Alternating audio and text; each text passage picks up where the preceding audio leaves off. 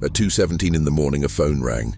The person who answered it had been missing for 3 days. No one knew where he was. No one knew if he was still alive. But when his sister picked up the call, she heard his voice. "Don't come looking for me." Then the line went dead. The police later discovered something terrifying. The call had come from inside an abandoned building, a building that had been empty for more than 10 years. And that was only the beginning, because sometimes the last phone call you ever receive isn't a goodbye. Sometimes it's a warning. Tonight, we're going to uncover 3 true horror stories about phone calls that should never have been answered. Calls from missing people, calls from the dead, and calls that came from places where no one should have been. So turn off the lights, put your phone on silent, and whatever you do, if your phone rings after midnight, think very carefully before you answer. Welcome to the Hidden Fear Archive. Story 1. The call from the empty house. It was 11:43 p.m. when Daniel Mercer received the call. He almost ignored it.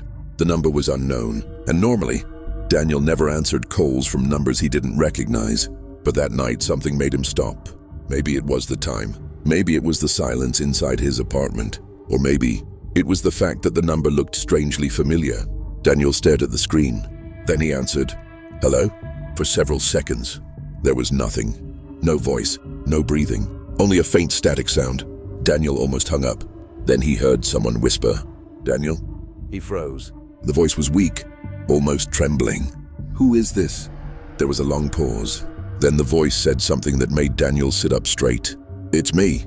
Daniel felt a chill move across his body, because he knew the voice. It belonged to his younger brother, Michael. But Michael had been dead for 9 months. Daniel didn't speak. He couldn't. The voice came through the phone again. "Daniel, you have to listen to me." Daniel's hand began to shake. This had to be some kind of cruel prank. Someone must have recorded Michael's voice. Maybe someone was trying to scare him. "Who is this?" Daniel asked again. The voice whispered, "Don't go to the house." Daniel stopped breathing. There was only one house he could possibly mean. The old family house. The house where Michael had died. The house Daniel had not visited since the funeral. "Who are you?" Daniel whispered, but the voice didn't answer. Instead, Daniel heard something in the background, a soft creaking sound, like an old wooden floor. Then came 3 slow knocks. Knock, knock, knock. Daniel pulled the phone away from his ear. "Michael," the voice returned, but this time, it sounded terrified. "He knows you're listening." The call ended. Daniel stared at the screen. The call had lasted exactly 2 minutes and 17 seconds. For several minutes, he sat completely still. He tried to convince himself that it was fake, a prank, a coincidence, anything but what it sounded like, and his phone rang again. Same number. Daniel didn't answer. The phone stopped. A few seconds later, it rang again. Same number. This time, Daniel picked up. He said nothing. Neither did the person on the other end. Then he heard breathing, slow, heavy, close to the microphone, and behind the breathing, he heard a sound, a door opening. Daniel suddenly recognized it. The old front door of his family's house. The door made that exact sound, a long, painful creak. Daniel stood up. His heart was pounding. The voice whispered, "Daniel." He closed his eyes. "Michael." There was a pause. Then the voice answered, "No." Daniel's eyes opened. The voice continued, "I'm not Michael." Daniel couldn't move. "Then who are you?" For several seconds there was only static. Then the voice whispered, "I'm the reason he stopped calling you." The call ended. Daniel immediately called the police. He told them everything. At first, the officers assumed it was a prank, but Daniel insisted that the calls were coming from his family's old house. So 2 officers agreed to check the property. The house had been empty for almost a year. The electricity had been disconnected. The windows were boarded up, and according to the police, there was no one inside. But when the officers arrived, they noticed something strange. The front door was unlocked, even though Daniel was certain he had locked it after the funeral. The officers entered the house. The interior was completely dark. Dust covered the floors. Nothing appeared to have been disturbed until they reached the hallway. There, they found footprints, fresh footprints, leading from the front door to the basement. The officers followed them. At the bottom of the stairs, they found an old cell phone. It was lying on the floor. The phone was switched on, and it was still connected to a call. The number being called was Daniel's number. The police searched the basement, but no one was there. Then one of the officers noticed something on the wall. A small message had been written in the dust. 3 words, "He is still here." The officers immediately called Daniel. They told him not to come to the house. But Daniel asked one question: "Did you find my brother's phone?" There was silence on the line, because the phone they had found in the basement was Michael's phone, the same phone that had been buried with him 9 months earlier. Daniel refused to believe it. He told the police that was impossible, but the officer checked the phone again. The device was damaged. The battery was almost completely corroded. It shouldn't have been able to turn on. It shouldn't have been able to make a call. And yet, it had called Daniel twice. That night, Daniel never slept. At exactly 2:17 a.m., his phone rang again. Same number. Daniel watched the screen. He didn't answer. The phone continued ringing, then stopped. A few seconds later, a voicemail appeared. Daniel stared at it for almost a minute. He knew he shouldn't listen, but curiosity was stronger than fear. He pressed play. At first, there was only static. Then he heard his brother's voice, very faint, very far away. "Daniel." He closed his eyes. The voice continued, "I'm sorry." Then came a long silence. And finally, Michael whispered, "It's outside your door." Daniel opened his eyes. He was sitting on his bed. His apartment was completely silent. Then he heard something, a soft sound from the hallway, a slow creak. Daniel stopped breathing. The same sound from the phone call, the same sound from the old family house. His front door. He had locked it. He knew he had, but now the handle was slowly turning. Daniel couldn't move. The handle stopped. For several seconds, nothing happened. Then someone knocked 3 times. Knock, knock, knock. Daniel reached for his phone. His hands were shaking. The screen suddenly lit up. Another call. Same number. Daniel answered. This time he didn't say anything. A voice whispered through the phone, "Don't open the door." Daniel looked toward the entrance. The knocking stopped. Then the voice said, "Because I'm already inside." The call ended. Daniel remained frozen on the bed. He didn't move. He didn't make a sound. For almost 10 minutes, there was complete silence. Then he heard footsteps, slow footsteps, moving across his apartment, from the front door toward his bedroom. One step, then another, then another. Daniel grabbed a kitchen knife. The footsteps stopped outside his bedroom door. He stared at the handle. It began to move, slowly. The door opened a few inches. Daniel screamed. And then the lights came on. There was no one there. The front door was still locked. The windows were closed. The apartment was empty. But on the floor outside his bedroom, there were wet footprints. They started at the front door and ended directly beside his bed. The police investigated the incident. They found no intruder, no fingerprints, no evidence that anyone had entered the apartment. But Daniel never forgot what happened next. The following morning, he received one final voicemail. This time the voice was clearer. It was Michael. "Daniel." There was a pause. Then he said, "I told you not to come to the house." Daniel listened again, and again. Then he noticed something. Behind Michael's voice, there was another sound, very faint, someone whispering. Daniel increased the volume. And finally, he heard the words, "Come home." The police never discovered who made those calls. The old family house was searched again. Nothing was found. But one detail was never explained. The cell phone found in the basement had been buried with Michael. And according to the funeral home records, the phone had been placed inside his coffin. Daniel never returned to the house. He changed his phone number. He moved to another state. And for almost 2 years, nothing happened. Then one night, at exactly 2:17 a.m., his new phone began to ring. The number on the screen was unknown. Daniel stared at it. He already knew who it was. And this time, he didn't answer. The phone stopped ringing. A voicemail appeared. Daniel never listened to it. But the next morning, he found something outside his apartment door, a small black cell phone. The screen was cracked. The battery was dead. And written across the screen were 3 words, "He found you." And somewhere inside the phone, there was one missed call. From Michael, story 2, the voicemail from the missing man. When Sarah Collins disappeared, the last person to hear her voice was her husband. And the last thing she said to him was something he didn't understand. "Please don't let him answer." Then the call ended. Sarah had been missing for 6 hours, and no one knew where she was. It happened on a cold Thursday night in November. Sarah had left work at 6:18 p.m. Her office was only 20 minutes from home. But she never arrived. Her husband, Mark, first assumed she was stuck in traffic. Then he called her. No answer. He called again. Still nothing. At 7:04 p.m., Sarah finally called back. Mark answered immediately. Where are you? For several seconds, Sarah said nothing. Then he heard her breathing. Fast, shallow, terrified. Sarah? Her voice finally came through. Mark, where are you? I don't know. Mark frowned. What do you mean you don't know? There was a long pause. Then Sarah whispered, I think someone is following me. Mark stood up. Where are you? Send me your location. I tried. Sarah, listen to me. Look around. Tell me what you see. She was breathing harder now. I can't. Why not?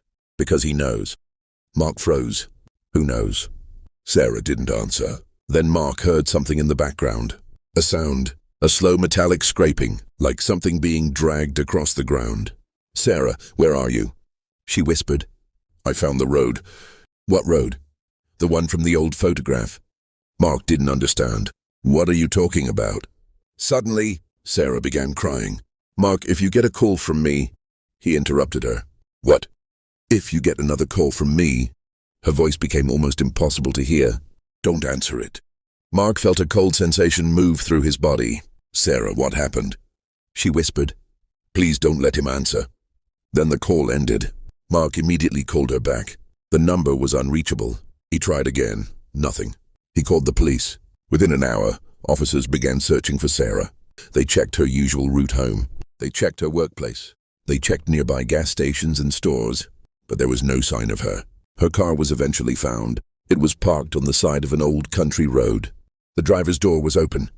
The engine was still running. Sarah's purse was inside.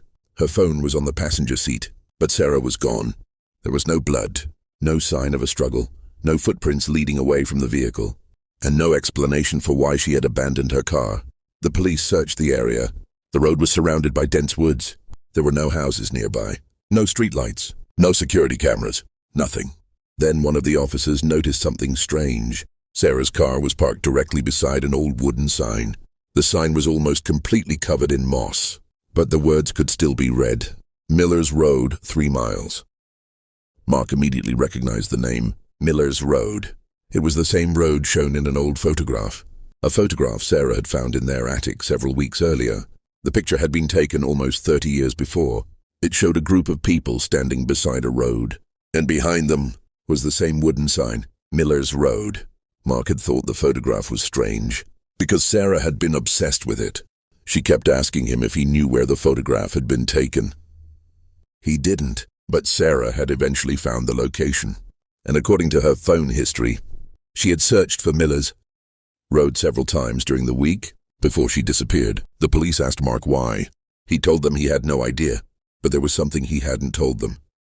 3 nights before Sarah vanished, she had woken him up. It was 3:11 a.m. She was standing beside the bed, staring at the bedroom door. Mark asked her what was wrong. Sarah didn't answer. She simply said, someone was standing outside. Mark checked the house. There was no one there. He asked Sarah what the person looked like. She said, I couldn't see his face. Mark thought she had been dreaming, but Sarah had looked terrified. And before going back to sleep, she said something strange. He was standing in the road. At the time, Mark had no idea what she meant. Now, he couldn't stop thinking about it. The search for Sarah continued for 3 days. Nothing was found. No clothing, no footprints, no body, not even a single piece of evidence. Then on the 4th night, Mark received a voicemail. It was from Sarah's phone. Mark stared at the screen. His hands began to shake. The voicemail had been received at 3:11 a.m. He pressed play. At first, there was only static. Then he heard Sarah. Her voice was very faint, almost a whisper. Mark. He immediately stopped the recording. He called the police. They told him not to delete the voicemail. Then they asked him to play it again. This time Mark listened carefully. Sarah's voice returned. Mark, if you hear this... She paused, then whispered, I'm not alone. The recording ended. The police analyzed the voicemail. They discovered something disturbing. The audio had been recorded inside a vehicle. There was the sound of an engine running, and in the background, a second voice could be heard. The voice was too quiet to understand, but it was definitely there. The police cleaned the audio, and when they played it back, everyone in the room went silent, because the second voice was saying Sarah's name over and over again. Sarah, Sarah. Sarah. Then the recording suddenly ended. The police tried to trace the voicemail. The signal had come from the same area where Sarah's car had been found, Miller's Road. The search team returned to the area. This time they brought dogs. They searched the woods. They searched abandoned buildings. They searched the road itself. But the dogs refused to go past the old wooden sign. Every dog stopped at exactly the same place. They began growling. Then they turned around. One officer noticed something in the dirt. A set of footprints. They were small. They appeared to belong to a woman. The footprints continued into the woods. The officers followed them. After almost half a mile, the footprints suddenly stopped. There was no cliff, no river, no hole in the ground. They simply ended. As if Sarah had vanished in the middle of walking. The police searched the surrounding area. Nothing. But one of the officers found an old object lying beneath the leaves. A disposable camera. It was damaged, but the film inside was still intact. The film was developed. There were 12 photographs. The first few showed the road, the wooden sign, the trees. Then the images became stranger. The fifth photograph showed Sarah standing beside her car. The sixth showed Sarah looking toward the woods. The seventh showed the road behind her. And in the eighth photograph, someone was standing in the distance. A tall figure, standing between the trees. The face was impossible to see. The ninth photograph showed the figure closer. The 10th showed it standing directly behind Sarah. The 11th photograph was completely black. And the 12th showed the inside of Sarah's car. But the photograph had been taken from the back seat. There was only one problem. Sarah's car had no camera inside. And according to the police, the disposable camera had been found inside the woods, not inside the vehicle. The police asked Mark if he recognized the figure. He said no. But when he looked at the photograph again, he noticed something. The figure was wearing a dark jacket, and around its neck was a small silver chain. Mark immediately recognized it. Sarah had owned that chain. She had worn it every day, but the chain had disappeared with her. The police believed the photographs had been staged. They suspected someone had kidnapped Sarah, but they could not explain the footprints, the voicemail, or why the dogs refused to enter the woods. Then 2 weeks after Sarah disappeared, Mark received another call. It came from Sarah's phone. The screen showed her name. Mark stared at it. He remembered her warning. If you get another call from me, don't answer it. The phone kept ringing. Mark let it go to voicemail. A few seconds later, a new message appeared. He didn't want to listen, but eventually, he pressed play. At first there was only silence.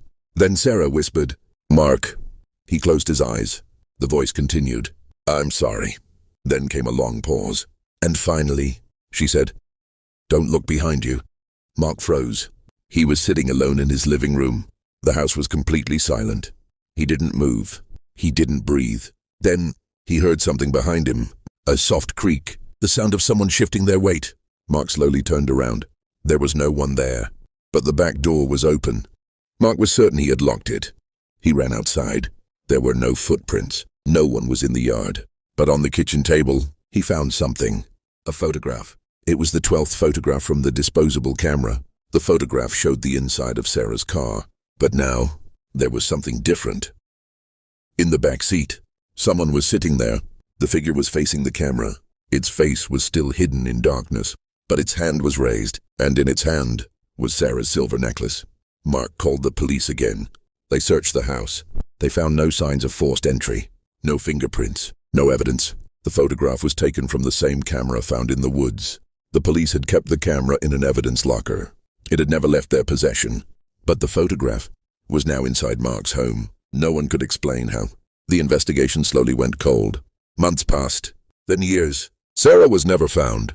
Mark eventually moved away. He sold the house, changed his phone number, and tried to rebuild his life. But he kept one thing, the original voicemail, the one where Sarah told him, "I'm not alone." He never deleted it. 7 years after Sarah disappeared, Mark received a message. It came from an unknown number.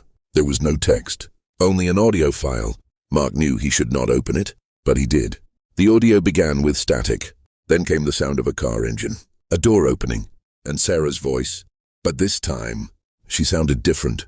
She was whispering, "Mark." He began to cry. The voice continued, "I'm still on the road." Mark listened in silence. Then Sarah said something that made him drop the phone. "It's been standing behind me this whole time." The recording ended. Mark never heard from Sarah again.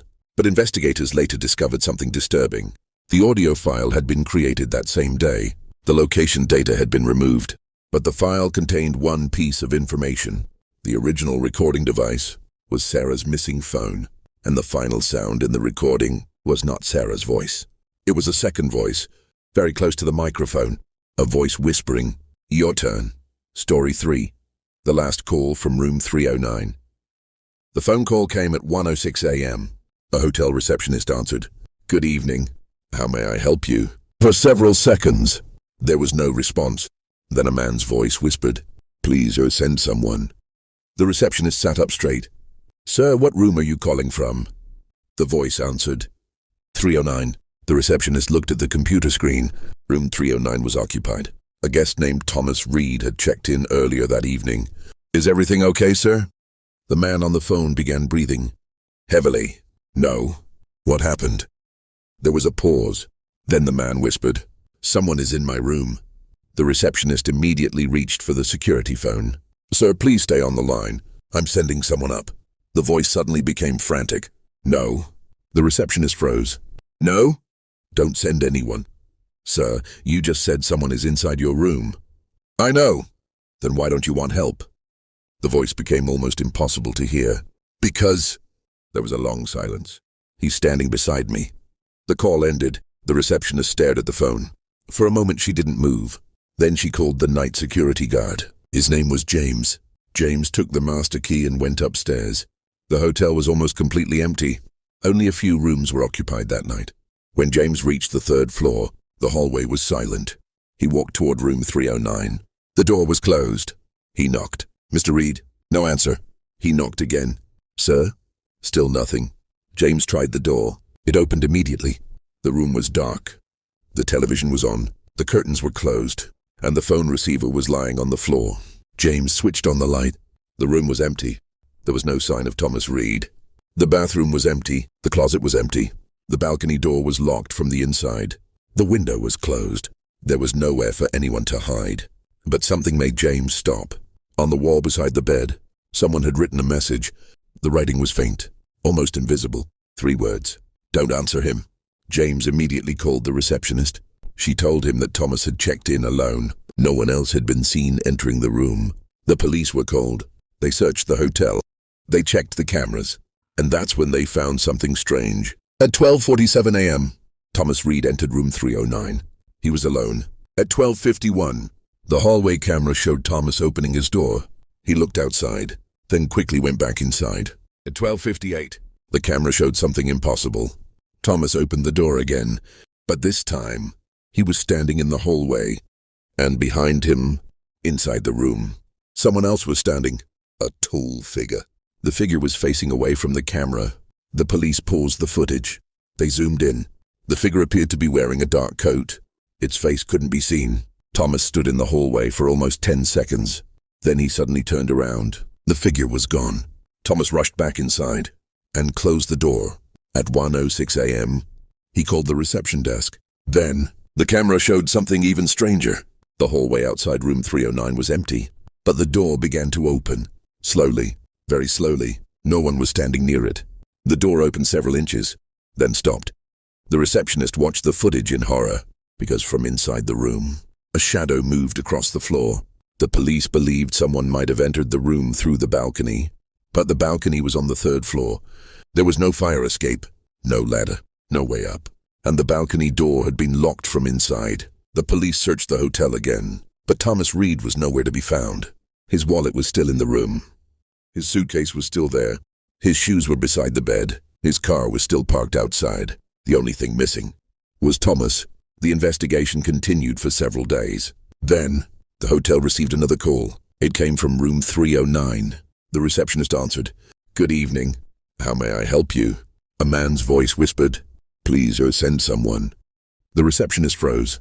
She recognized the voice. It was Thomas Reed, the missing man, the same man who had disappeared from room 309.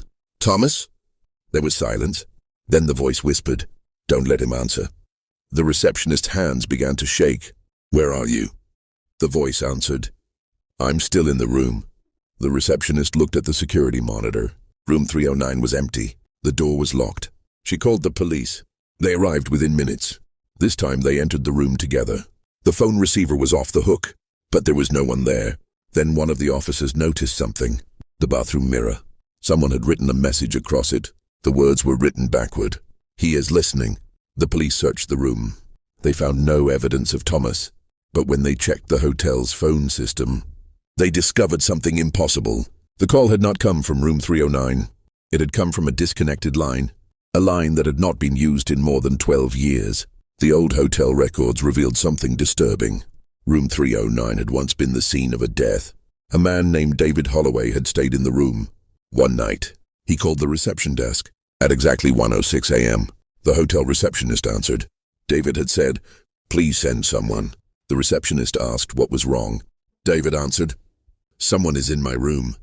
Then the call ended. The receptionist sent security upstairs. But when they entered room 309, David was gone. No one ever found him. The police investigated. There was no evidence of a struggle. No blood, no broken windows, no open doors, nothing. The case remained unsolved. And after that night, room 309 was permanently closed. Until 12 years later, when the hotel was renovated, the room was reopened, and no one remembered what had happened there until Thomas Reed disappeared. The hotel manager ordered the room to be closed again. But before they could do that, another guest checked in, a woman named Emily Carter. She was given room 309. The manager tried to stop it, but the reservation system had already assigned the room. Emily entered the room at 10:32 p.m. At 12:58 a.m., she called the front desk. The receptionist answered. Emily was crying. "Please send someone." A slow creaking sound, like someone walking across the floor. The receptionist whispered, "Emily?" Emily began crying.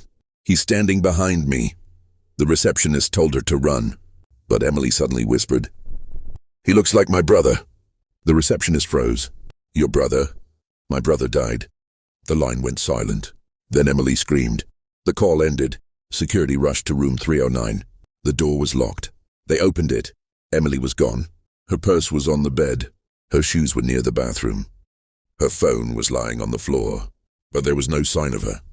The balcony door was locked. The windows were closed. And once again, there was no way out. The police arrived. They searched the entire hotel. Nothing. Then they checked the security cameras. At 12:57 a.m., Emily entered room 309. At 1:02, the hallway camera showed her opening the door. She stepped into the hallway. She stood there for 3 seconds. Then she turned around and looked back into the room. The camera captured her face. She looked terrified. Then she stepped backward into the room. The door closed. She was never seen again. The hotel was shut down. Room 309 was sealed, and the police removed the phone from the room. They took it as evidence. But at 1:06 a.m., the phone rang. Inside the evidence room, one of the officers answered. There was no voice, only static. Then a whisper, "Please send someone." The officer dropped the phone. The call lasted exactly 2 minutes and 17 seconds. That same number kept calling. Every night, at 1:06 a.m., the police tried disconnecting it. They removed the phone line. The calls continued. They replaced the phone. The calls continued. They shut down the entire hotel's telephone system. The calls continued. Always at 1:06. Always from room 309. Then, one night, the call changed. The police station received a call. The officer answered. "Police department."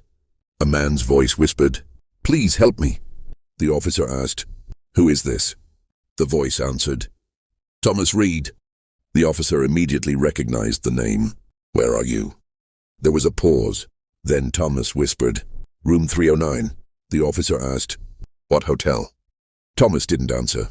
Instead, the officer heard another voice, very close to the phone, a voice whispering, "Don't tell him."